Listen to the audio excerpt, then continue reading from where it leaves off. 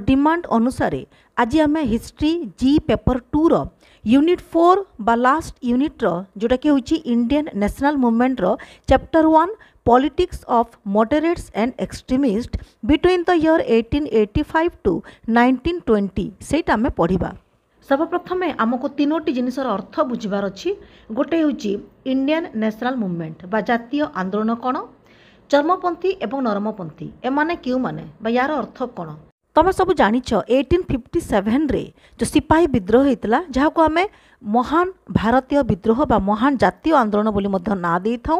एवं से विद्रोह पर ब्रिटिश सरकार बुझी पारिथिले जे भारतीय माने आम प्रति खुशी नुहंती, सेतिपाई सेमाने ही चिंता कले जे एमिति एक संगठन आमे तैयारी करिबा भारतीय मानक पई जेउतरे समाने जेउ संगठन माध्यम रे समाने तांकर दाबी से संगठन माध्यम रे ब्रिटिश सरकार को जनइबे एमानकर सब दुख सुख सब ब्रिटिश सरकार बुझिबो। सेमाने बुझी पारिथिले जे भारतीय मानक पई किछि करा न गले तांकर भल पई जदि आमे चिंता करिबानी ताहेले एमिति विद्रोह बारंबार बारंबार हेउतबो एवं शेषरे ब्रिटिश माने आ भारत रे तिष्टि रही पारिबेनी, सेमानको एठु जिबाकू पड़िबो।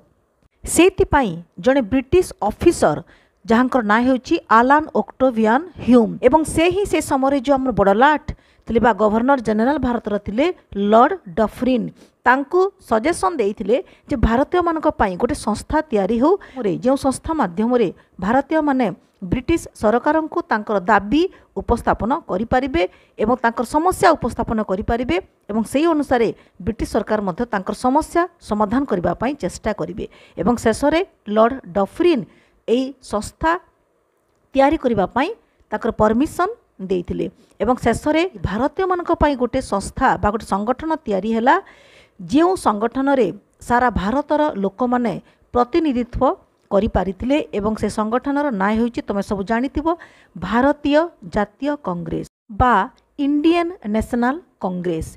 एई संगठन बॉम्बे रे स्थापन होइतिला, तार प्रथम अधिवेशन बॉम्बे रे बसितिला एवं एठारे 72 बा 72 जन डेलीगेट्स बा प्रतिनिधि सारा भारत रु आसिथिले, तार मेंबर होइतिले एवं एई माने 1885 रे एई कांग्रेस तैयारी हैला एवं 1947 रे जिते भारत स्वाधीन हैला एई जातीय कांग्रेस पाई ही स्वाधीन हितला एवं भारतर सबु स्वाधीनता संग्रामी माने महात्मा गांधी हंतु कि नेताजी सुभाष बोस हंतु जवाहरलाल नेहरू हंतु दादा भाई नारोजी हंतु एमाने समस्ते आमर बाल गंगाधर तिलक विपिन चंद्र पाल एमाने समस्ते ए भारतीय जातीय कांग्रेस रो प्रतिनिधि रहितिले एवं ए जातीय कांग्रेस माध्यम रे ही भारत रे स्वाधीनता संग्राम हेइतिला।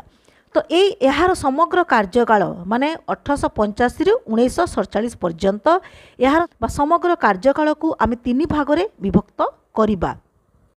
प्रथम भाग बा फर्स्ट फेज होची एज ऑफ द मॉडरेट्स बा नरमपंथी युग जार समय होची 1885 टू 1905। सेकंड फेज होची एक्सट्रीमिस्ट एज ऑफ एक्सट्रीमिस्ट बा चरमपंथी युग जार समय होची बिटवीन 1905 टू 1920 एवं लास्ट फेज बा तृतीय भाग होची गांधीयन एरा बा गांधी युग तार समय होची 1920 टू 1947।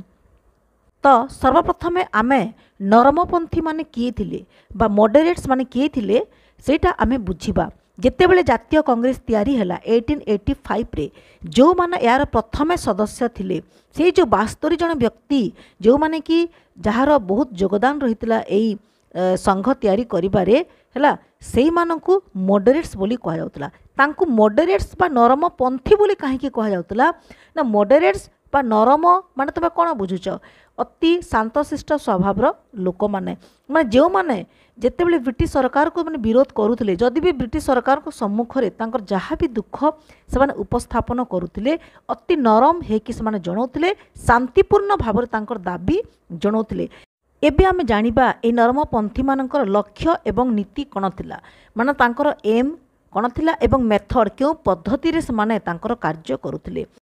ए नरमपंथी माने समग्र 20 वर्ष 1885 रु 1905 पर्यंत भारतीय जातीय कांग्रेस को माने डोमिनेट करके रखिथिले एवं यार मुख्य व्यक्ति माने मुख्य सदस्य बा मुख्य नेता माने होचंती दादा भाई नारोजी, बदरुद्दीन त्याबजी, फिरोज शाह मेहटा, मदन मोहन मालवीय, आनंद चार्लू, सुरेंद्रनाथ बनर्जी, बिपिन चंद्र पाल, दिनसा वाचा इत्यादि।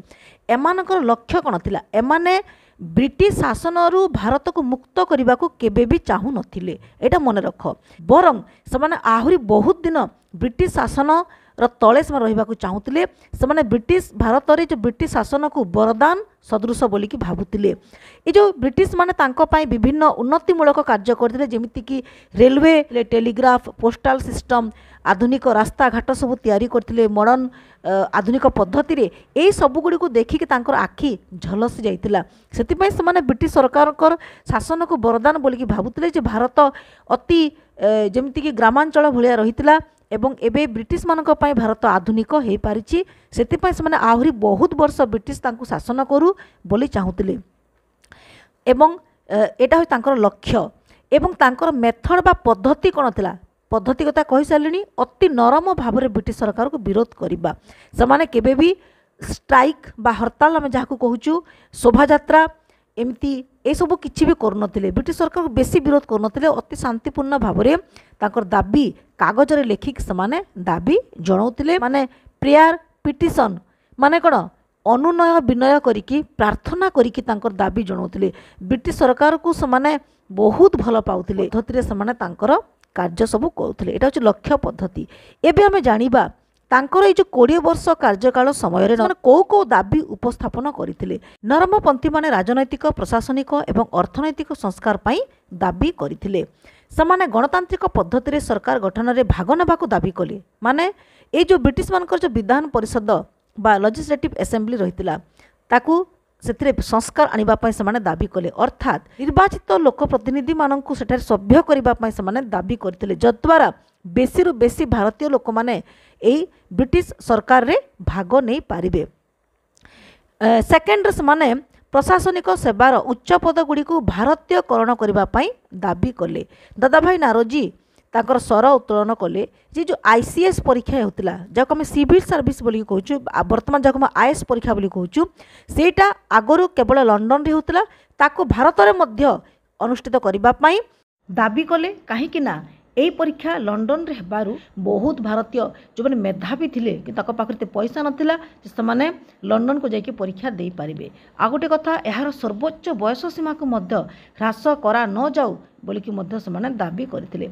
या व्यतीत पुलिस रो निष्ठुर और स्वेच्छाचारी आचरण को मध्य से विरोध करथिले। उपयुक्त न्याय प्रदान निमित्त विचार विभाग को प्रशासनिक विभाग पृथक करदेबा से सरकार पाखरे मत रखिथिले। से जिद्दी कले जे सरकार जनमंगल कार्यक्रम गुड़ी को हाथ को नियंतु। तापर आमे देखिबा जे अर्थनैतिक दाबी से कौन कौन सब करथिले। आर्थिक सहायता माध्यम आधुनिक शिल्प को प्रोत्साहन देवाई से सरकार को प्रस्ताव देथिले। या व्यतीत से भू राजस्व ह्रास एवं चा बगीचारे काम करुवा श्रमिक मानकर अवस्थार उन्नति पाई मध्य दाबी करथिले। एवं शेषरे सैन्य विभाग खर्च काटी ताहाकु साधारण उन्नयन योजना रे खर्च करने को समान सरकार को परामर्श देइथिले। किंतु दुखर कथा होउची एते अन्नय विनय प्रार्थना करिकी से जहाँ भी दाबी ब्रिटिश सरकार करुथिले, ब्रिटिश सरकार अधिकांश दाबी को आग्राह्य कर देथिले एवं मात्र गोटे कि दुईटी दाबी मात्र तांकर पूर्ण हो पारिथिला एवं ब्रिटिश सरकार तांको कर्णपात करि नथिले। जदि आमे यार ऐतिहासिक विश्लेषण करिबा तो एई समय से कौन लाभ पाइथिले। ए जो नरमपंथी माने गोटे बहुत भल कथा होछि बहुत जनता को एकत्रित करी एक सरकार विरोधी संगठन से तैयारी करि पारिथिले। जा हो एटा प्रथम राजनैतिक दल भारत जातीय कांग्रेस होता जदिओ से विफल होते लक्ष्य विफल होते से भाभी जे आम अनुनय विनय प्रार्थना करके सरकार को आम जहाँ भी दाबी आम उपस्थापन करवा आमर सेटा पूर्ण हो किंतु सेटा हो पारि नथिला। धर्मपंथी मानक ऊपर लोकंक भरोसा तुटी जाइतिला। केतेक यंग लोक माने जो माने कि यार मेंबर होते जमीती कि आमर बाल गंगाधर तिलक, बिपिन चंद्र पाल, लाला लजपत राय भलिया व्यक्ति मानकर आउ नरमपंथी ऊपर तांकर आशा भरोसा सब तुटी जाइतिला। समाने तांको ऊपर विश्वास करि पारलेनी। सेतिपई समाने अलग पद्धति रे ब्रिटिश माननकु तांको दाबी जणाइबा पई चाहिए।